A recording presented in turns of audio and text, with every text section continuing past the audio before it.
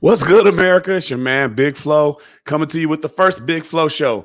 Hope you guys like my new intro, like the logo, doing some different things on my own today.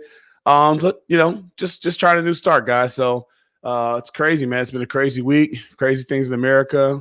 Starting to get vaccines, things are going back to normal. College football starting to come towards a normal ending with the bowl season coming up and the playoffs. Things are just crazy. So. I thought I'd kick off the show today with a special guest. I'll bring him on right now. This is a man that, in a few years is going to need no introduction, but you guys just may not recognize his face yet. He's a high school senior coming out, going to the University of Michigan to play quarterback next year. Round of applause for JJ McCarthy. How you doing, JJ? Doing great. Thank you for having me on. So, guys, normally I do my little intro. You guys have seen my show before. And normally I've got guys that are in the NFL Hall of Fame. I've got guys who are Heisman finalists. I've had whatever. But this kid is 18 years old, 17? 17. 17 years old. Mm-hmm. And I couldn't remember everything, so I had to get him out here. So some of his stats, varsity accomplishments, 36 wins, 2 losses, 7,905 passing yards, 94 touchdowns, 13 interceptions, but he hasn't thrown one since he was a junior. 69% completion percentage, 2020 national champion, 2018 state champion, 19 and 17 runner-up, 2020 Adidas All-American selection, 2019 Gazette Illinois Player of the Year. He wasn't here this year. We didn't have football. He probably could have got a repeat. Elite 11 finalist and 2-time IHSA Academic All-State, which, for the parents in the room, that's probably the achievement we want to hear the most. But, man, JJ, that's an amazing stat line right there. How do you balance all that? Blessed to be a part of the cultures I was a part of and being a part of Nazareth and everything that Coach Radke and the players I was around. I mean, kind of just made it a lot easier for me. But you just give thanks and give appreciation to everything that was given to you, and just you being put in those spots at certain situations and certain times in your life are so beneficial. And I'm super thankful to be in the positions I was in.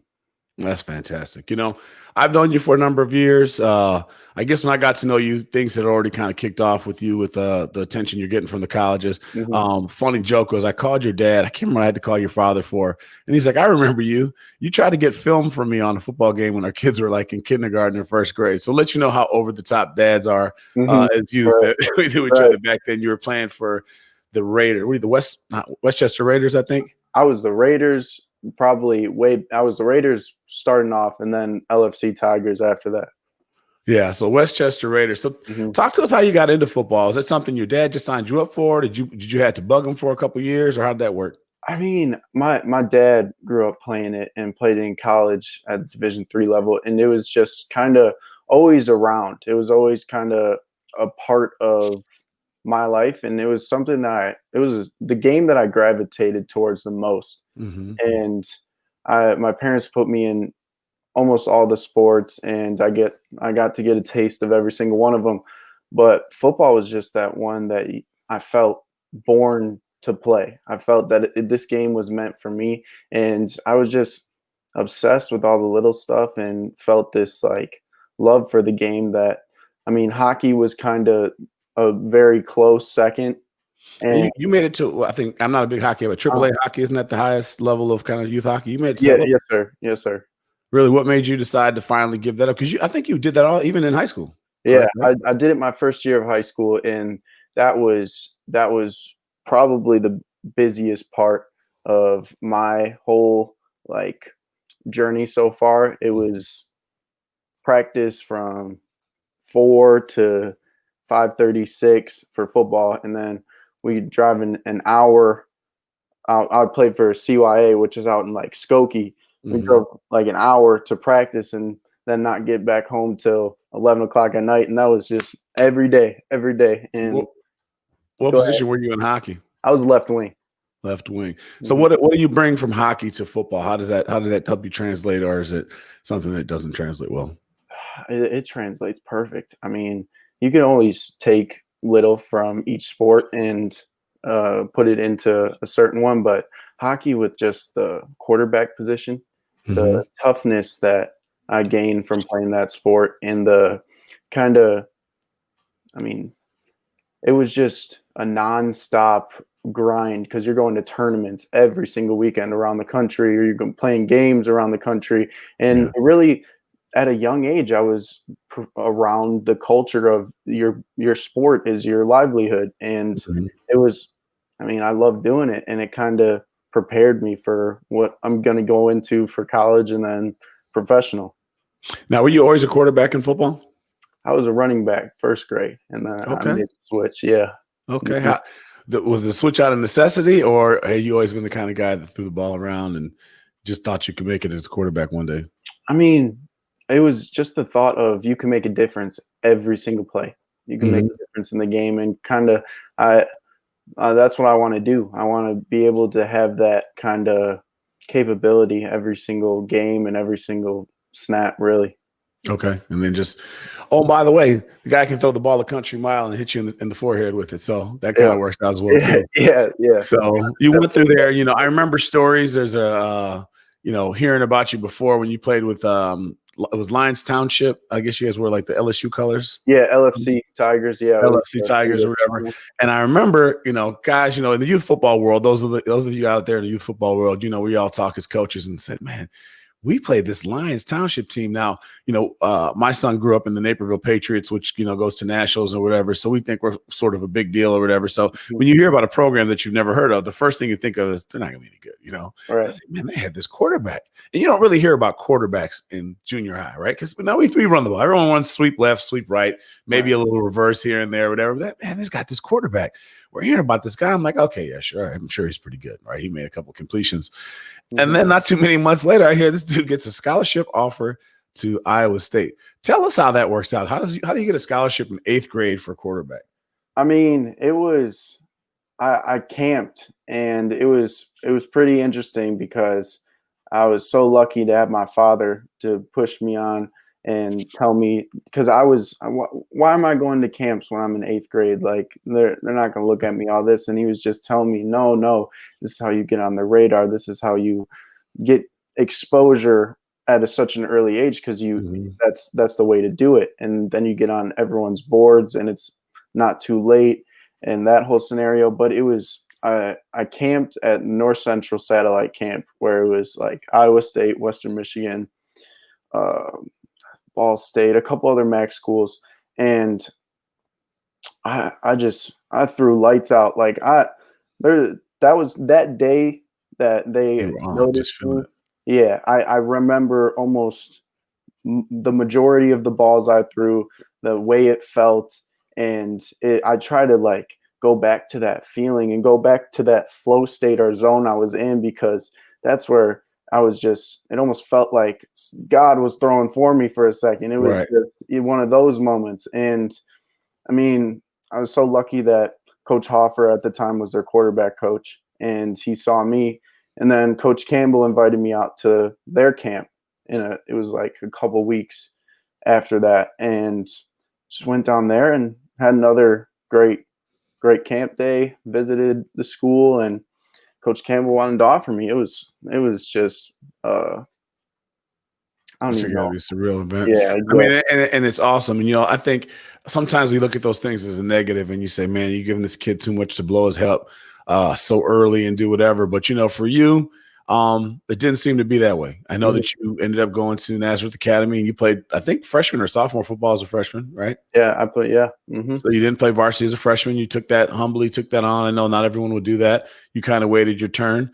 And the Mhm. sophomore year, you lit it up. You did what you had to go do. So I think that's a fantastic way to get started. When did the recruiting process start to pick up for you, like the second wave? Obviously, you got that first offer. Did one come right away after that, or did it kind of lull for a while? It was so the first one, I went through my entire freshman year, just that Mhm. Iowa State offer. And then I went to a couple more camps, Cincinnati, Indiana, picked up those offers. And then throughout my sophomore year, I got South Carolina after my first game, because I camped there, and they said Mhm. we just need to make sure you don't throw to the other team every time, Yeah, I because think I heard the famous phrase was, "We want to see that you throw to your team more than the yeah. other team, and then we're going to give you." Exactly. They wanted to see that I could actually play varsity football. So after the first game, they offered me, and then Yale did a little mid-year, and then right after the season, after we won, and Coach Racky was just that's Nazareth's head coach. He was just talking about my story with the state championship and how I broke my thumb and played it. And then that's when all the college coaches started swarming in. That's when Wisconsin, Illinois, Purdue, and Michigan offered me in the same day. And then that just like And that then opened the seal. I got, you get to a point where you stop, first couple you get, I'm sending your dad a congratulations. That's awesome. At some point, I'm like, all right. Right. Yeah. They say usage rates may apply when you send your text message for the congratulations. So you had to slow it down a little bit. Yeah. So talk about high school. So I know nowadays, you're coming out of high school, people know who you are. NAS is a great program. They've won state in the past. There's other great programs out there. How did you choose Nazareth Academy? NAS. So I was debating between NAS, Brother Rice, and Lyons Township, and I've always been around Lyons Township, and it's a public school, so I couldn't really visit them or anything like that. But Brother Rice and NAS, when I shadowed those days, Nazareth was just like the culture and the fit that I just had, that indescribable feeling that you just gravitate towards and you feel like it's the right fit for you without having any really good explanation about it. It's just like, this feels right for me. And especially with the talent that was already there, and Coach Racky, Coach Backey at Brother Rice is an awesome coach, and that would have been tremendous for me to be there if Naz wasn't there. But it was just the talent. It's the guys you surround yourself with. It's the guys that you go to war with who are gonna make you, and that's how you are gonna. You always hear, "Show me your friends, I'll show you your future." It's kind of like that situation. And that's a wise statement. You're right about that. Yeah. You come in sophomore year, you take over the helm of varsity. You go down as undefeated, go down, win a state championship. You got a bunch of D1 guys there, a bunch of future D1 guys on your team. Talk us through that season as leading as a sophomore. We actually, so right away they brought me in right away, and I proved that through just my work ethic and me just trying to be one of the guys and learning from them and being a sponge my first year. That's what I was just trying to do. Going there with nothing to lose and all that stuff, but it was more a big learning year for me. And I think the biggest thing for us that year, and for me personally, was when we lost to Marist on our home field. That was like one of the most. Oh, so you did have a loss the year that you went. You lost to Marist. Yeah, we lost to Marist, I think week 7. And it was one of the most humbling things for us and me personally, because it showed me the lesson of fail to prepare to fail. And I wasn't prepared for a great coach team like Marist is. And they exposed that. And that's like, I never think of losses and failures as something that's, it happens. It's in the past, but that's where you learn the most from. And Absolutely. that game, it was just, I felt such a growth and improvement after that. And it allowed me to take the game to that like next level mentally. Absolutely. And you've been a part of a lot. You've done the 7-on-7 circuit. We'll go into that a little bit more later, and you've won championships there. But this spring, you made a decision, or this summer, you made a decision to leave NAS amid the COVID-19, everything there, and go to IMG. Talk to me kind of about that decision. Was it purely IMG COVID related?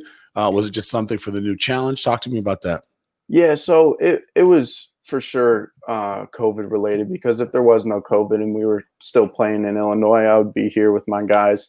But it was, I had to play this season. I had to, like, after our state loss last year, it was almost this just obsessiveness of vengeance that I kind of soon realized that that's not the way to do it.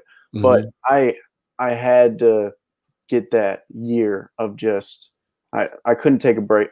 Couldn't take a year off. I needed to get that experience. I needed to get those life lessons, those challenges coming your way. And what better way to do it than go to IMG? And I was thankful to get the text from Coach Acosta for me to come down there.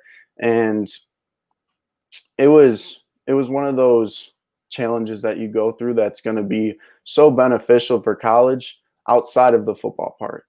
I think that learning how to manage your time, manage Mhm. your schedule, manage your eating habits, manage your energy, like consuming and energy wasting stuff, like it's all, you all learn it right away. And it's really hard for some people that first semester when they get there. And now I feel like I could just go in there and hit the ground running. Yeah, because in many ways it's probably like college. So describe the daily regimen, daily schedule at an IMG for most of the people out there. Never going to hear about it, never going to know about it. Mhm. Obviously, high school it's different. You're not living with your mom and dad anymore. I don't know who's doing your laundry for you. You Yeah. probably, and stuff like that. But just describe to me like a day in the life of IMG and how it differs from high school. So what I would do is I'd get up around 6 o'clock, 5:45, something around there to shower, meditate, and then we have breakfast at around 7 Mhm. to 7:45, and then we have practice at 8. That goes from 8 to 10:30, 11. Mhm. Some 8 to 10:30, and then after that we have either conditioning, working out, or mental training, or uh, leadership training. And it would be conditioning like 3 times a week, lifting 2 or 3 times a week, and then the mental and leadership stuff would get put in there. Let's pause really quick. What is that? What's that all about? Leadership training. I think that's fantastic with the youth, right? You guys are all Mhm. top notch athletes. You're going to go to big universities. I think leadership training is absolutely a must. But talk to me what they do in that. Oh, it's so we have a great leaders mental coach, Coach Ringles. He's been with a lot of he's been with a couple NFL programs already, and it's he was just diving down through the like the mindset of some of these leaders and the I wouldn't say like daily lifestyle things, daily habits that are going to help you perform at your best and help you be a consistent leader, because that's the Mhm. biggest thing. Like if you're a leader, you have to do it consistently, or else you're just like you talk about it, you got to be about it. And Mhm. they really showed us a lot of just, I mean, example type stuff, exercise type stuff with our team, and building like team bonding slash leadership skills that way.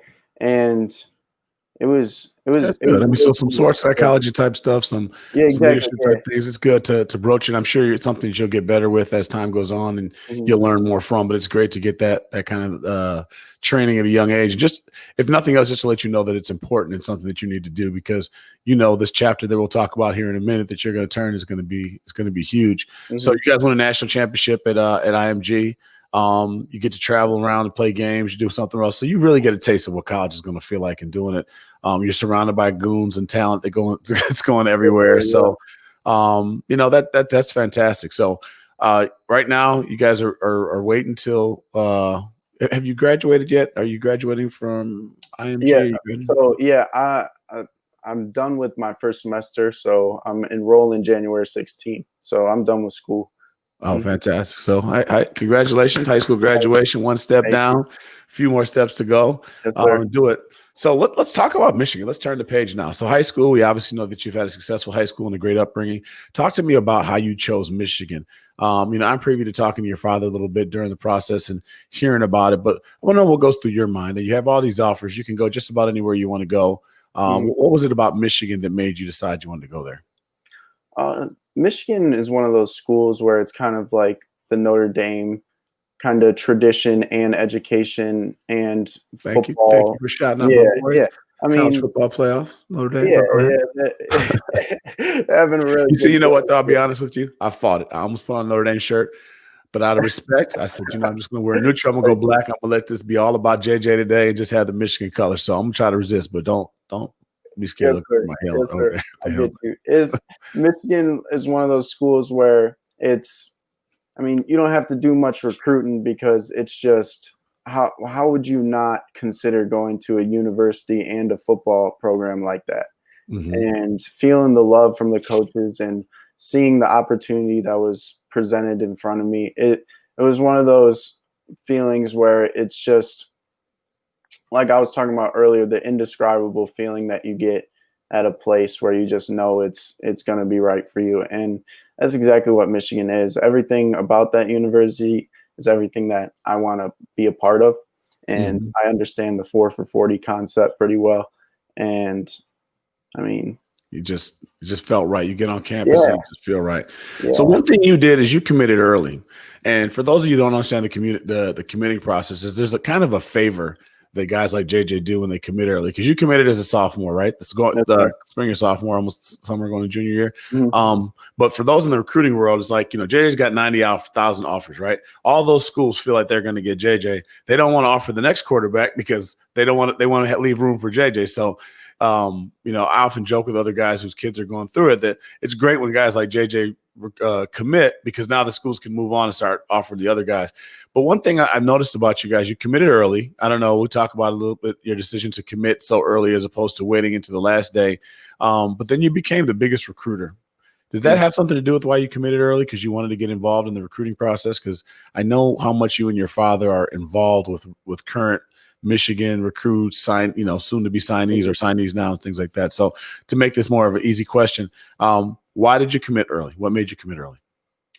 I mean, you hit it right on the head with the recruiting part, but also quarterback spots get taken so quick, and you can only take one, and some schools take two, but usually it's only one. And Michigan was always great because Coach Harbaugh told me that we'll keep your spot and won't let anyone commit until you make your decision. So it was awesome having that kind of support and like comfortableness about the school. And it was exactly that, just being able to be established and start recruiting at such a early time where not a lot of people are doing it. You know what I mean? You could get a head start. You can get a head start and make relationships right away. And then as time moves on and they start making their decisions, they'll always like remember that who was there first, kind of like that. Yeah, and it's great. I see again. We lost a little internet. Hopefully, he'll come back soon. Give this some time. JJ, are you there? Let's see, JJ. If you look at your screen, I'm going to remove you and bring you back and see if that helps. Okay. Maybe your phone needs to be plugged in or the camera went off. Not quite sure. Try disconnecting if you can hear me and coming back on the show. Anyway, gentlemen, while we wait for JJ to come back, hopefully you guys can get a little education out of what he's doing. This is a great family, great kid. World is his oyster. For those of you, here we come back. Here we go. He's back. He's back. My bad. My computer just shut off. Oh my God. It's doing an update or something. That's fine. Don't worry about it. We're back.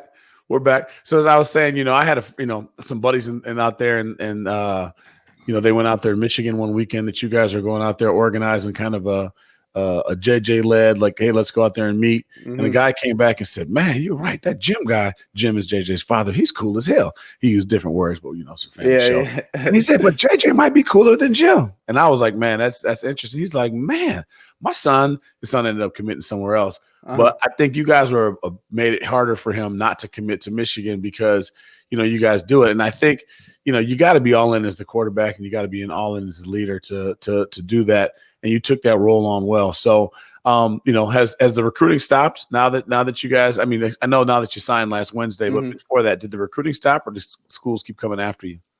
After I committed, multiple schools just kept coming. There was schools offering and all this stuff. And it was really a like true test of your loyalty and trust in the program that you're committed to. So it was crazy. It was crazy right after I committed because it was a lot of the schools who were waiting to see like if I would do something and not thinking I would. And then they're like, oh shoot, we gotta like start talking to them and stuff like that. Mhm. and it was crazy. You had now let's just say let's put the ugly baby in Michigan didn't have a great year. Hmm. They're under a lot of scrutiny because of games that they called. Some people say they dodged them. I won't even make you comment on that and Hmm. dignify that. But some people say different things that didn't work out.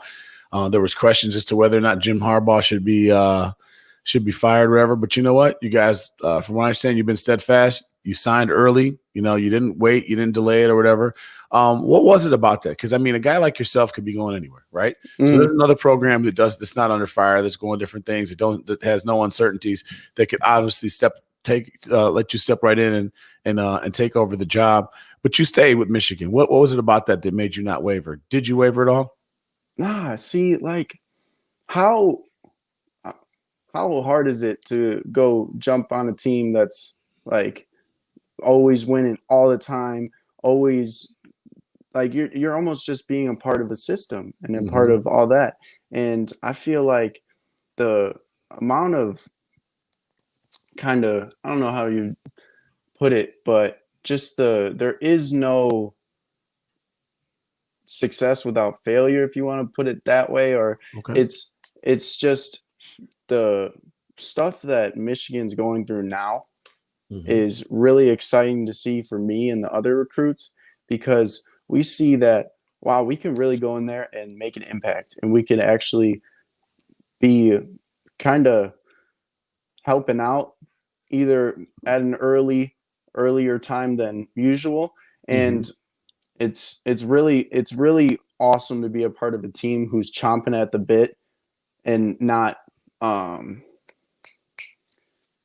not like kind of comfortable, not I got you. comfortable with, Got you you. know what I 'Cause, yeah, mean? you can go Yeah, to Alabama, and you go to LSU, or not yeah, LSU. Not They're not perennial, but you go to Alabama, you go to Ohio State, you go to whatever, and just you got it, yeah. 5 stars everywhere you look, you win. But Michigan, they have done a great job with recruiting. But again, there's going to be a turnaround in the stories there. So that kind of puts me in a segue where I do a little research for the show, and let me see if there's anything about JJ. I don't know. So I Hmm. can't believe I missed this episode because I usually watch it, but I see Undisputed, right? Yeah. And I see Sharp and of course the guy Skip Skip Bayless Bayless. Yeah.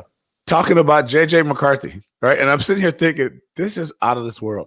They're talking about whether or not this is what Harbaugh needs to save his job. You're talking about a guy who's making millions of dollars with the job, and Hmm. then they're throwing you as the savior that's coming in as a 17-year-old humble kid who's got a room that is a regular room right off the living room. You got two Hmm. sisters and a mom and dad that make you come in at a certain time at night, and you guys are definitely not Hollywood as a family. How does Yes, it sir. how does it feel to sit there and say at 17 years old, they are talking about me on Undisputed right now? What is that? What goes through your mind? I just laugh because it's very surreal, but it's also, I mean, like you said, I'm 17 years old. I really, yeah, I've had a very very unique and successful high school career, but compared to my goals and aspirations, I haven't done anything yet. I Mhm. haven't done anything that's going to make me feel settled. And I mean, hearing the stuff on Undisputed and all that, it's an honor, but it's also at the same time like all what comes along with my dreams. It's inevitable that it's gonna be I'm gonna be talked about on stuff like that, Mhm. and getting Okay, offered and it comes to good with the bad because exactly, listen to yeah, what you're saying is, yeah. hey, and again, my son plays sports, so I'm looking at it from a different angle. He's not achieved what you're at level yet, but hopefully next year that's what he'll be. Hmm.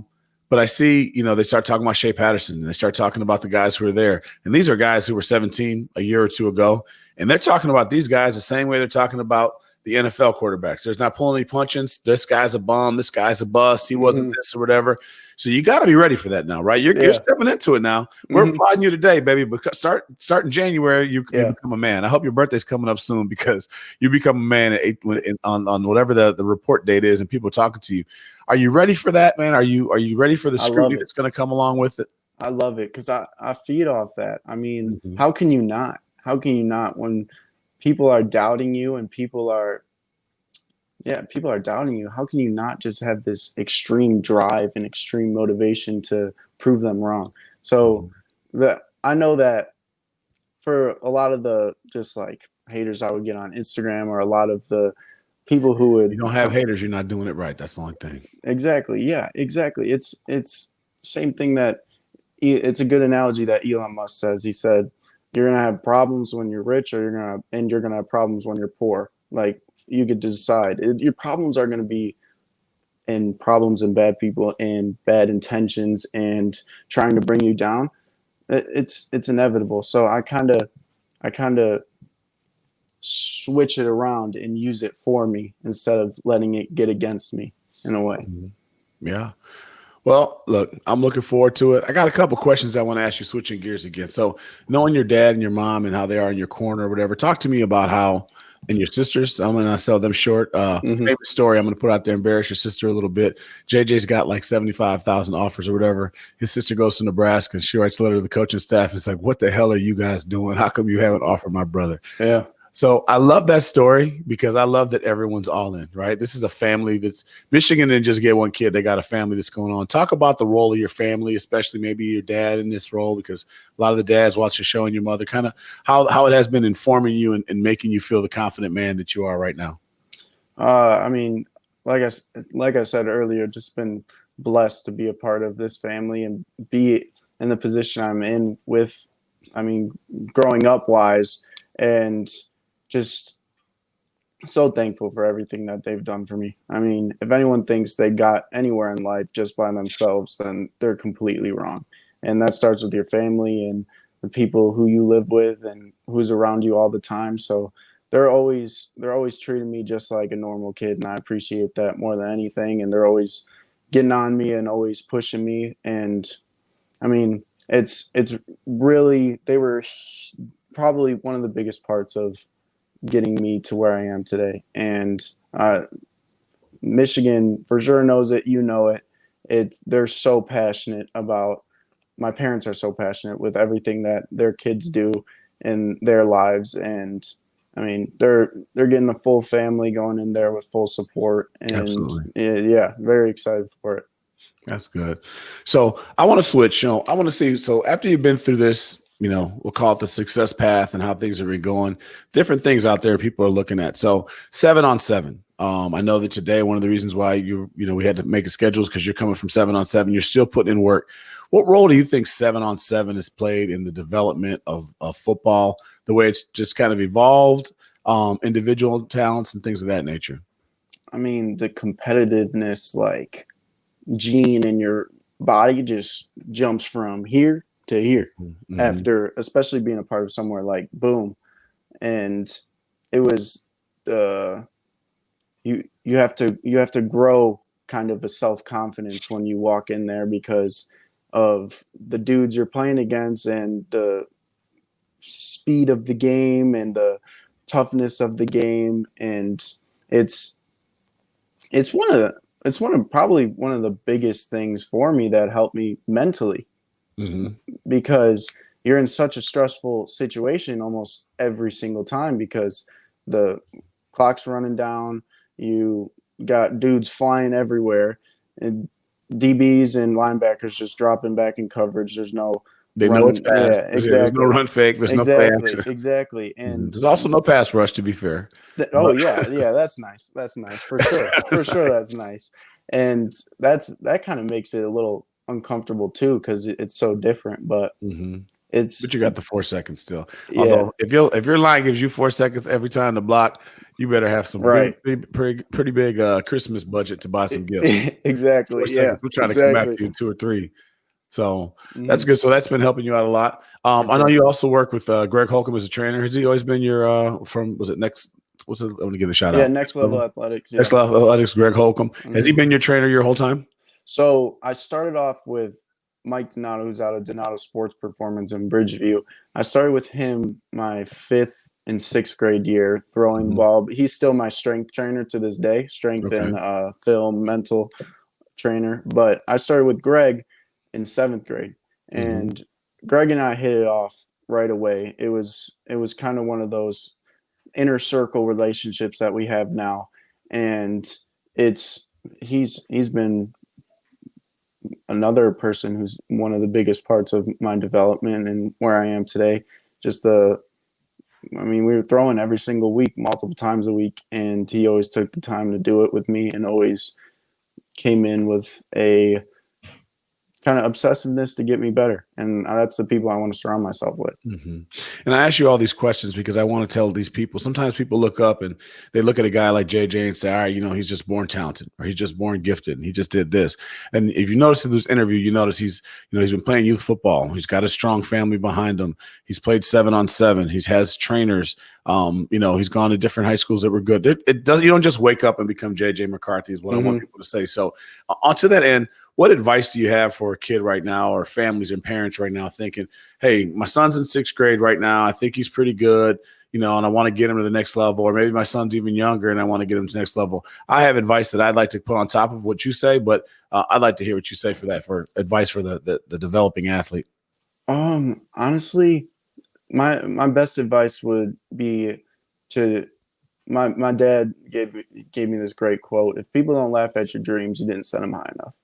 I believe that a lot of kids have these limitations put on them, either from teachers, from parents, from older influences that just kind of knock them down and aren't able to fully know what they're capable of, and no one really knows what you're capable of.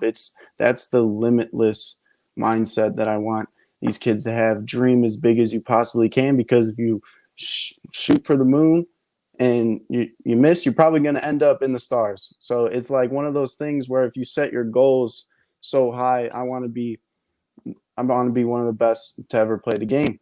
All right, that's that. I just want to be the best player I can possibly be. But it's also the not worrying about what everyone else is saying, not worrying about what kind of any negativity that comes your way. It's coming from someone else. It's not coming from you. It's you alone who kind of creates the path for yourself, and there's people that help you along the way. But it starts with you. And just honestly, I always tell kids, just dream big. Always keep dreaming, and know that nothing isn't impossible. Nothing's not impossible. Now, I don't want to tell a trade secret, but I've been in your bedroom before because I come over and hung out with your dad or whatever, and I looked in and check around, see what's he got up there. Maybe he's got some pictures of me up there. I know I might be entitled, but I didn't see any of those, unfortunately. But I saw that you wrote down your goals. I saw that you wrote down some of the things on the grease board. My son, man, got a grease board that next week, do whatever. I think a lot of guys listening right now, you got to find out what people are doing and take habits of successful people. I think there's a book or whatever that you might read about that. But I believe that why reinvent the wheel, and you should copy things. So, I do a lot of these shows and I try to bring on different people from different aspects of success, people's stories, some people's success stories that didn't end out. They had some really bad portions. You're 17 years old still. The story's still yet to be written, what's going to happen in college. But I talk to people that have had rough careers in college, myself included, people who've had, good careers in college and different things, because you got to see it. There's a lot of stuff that you can emulate. And, JJ, you've done a lot of things that can emulate. Your parents have done a great job with you. I wish you nothing but success. What is Michigan going to get out of a leader when they see you next month? I appreciate you saying that. That means a lot coming from you. But, I mean, they're going to get someone that just works harder than everyone else in there and wants to learn and wants to just continuously be a part of it, learn, enjoy every single day, enjoy every single practice, and just kind of go from there. I can't wait to just learn and just be in that environment and be able to play big boy football. I just can't wait to. I know. And we can't wait to see you. So, Yes, pretty soon is going to be name, image, and likeness, right? And they're going to be able to be paid for their time. I just want you to promise me at least one more free interview when you become Big Of course, JJ. anytime. Come back out here on the Big Flo Show. You're on the first show. You're going to be on the next show, and the next show, and the next show. The only thing I don't like about you is now I have to root for Michigan. And that's really hard for me to say. If you could have picked about other schools, but, as a Notre Dame guy, you know what? I love you. Love your family. I'm going to root for you unless you play the Irish. We'll do great, man. But, JJ, you're going to have a great future, man. Thanks for coming on the show. We'll look forward to it, man. I appreciate you. Thank you for having me. It was awesome. All right. No problem.